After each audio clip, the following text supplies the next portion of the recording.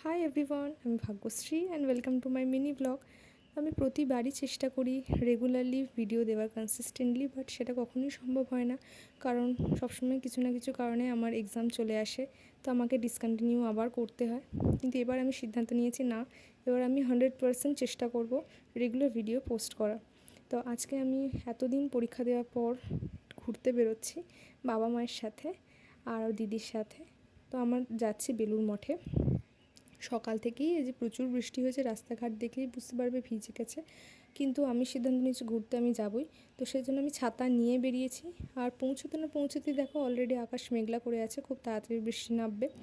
আর আমরা এখানে গিয়ে ঘাটের কাছে গেলাম। ঘাটটা কত সুন্দর লাগছে দেখতে, দেখো।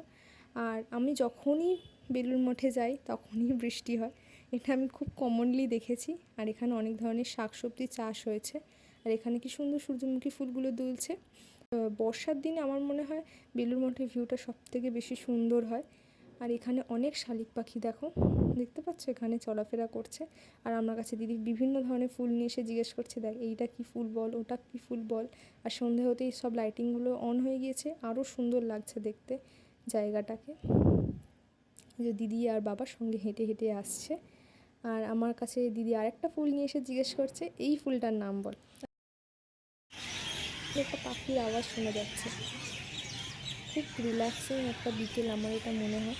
আর এখান থেকে বেরিয়ে এসেই আমরা খেলাম পাপড়ি চাট আর আইসক্রিম। এটা হলো আমার আউটফিট অফ দ্য ডে, তোমাদেরকে আমি অলরেডি আগেই দেখিয়েছি, তাও এটা দেখালাম। আর বেলুড় মঠ থেকে আমি একটা বই কিনে এনেছিলাম, আমি নয় দিদি আসলে কিনেছিল বইটা। দিদি কিনতে না কিনতে বইটা পড়ে একেবারেই ও শেষ করে ফেলেছে। আসলে বইটা দিদি পড়ছিল আর আমাকে শোনাচ্ছিল যে বইটার মধ্যে কী আছে।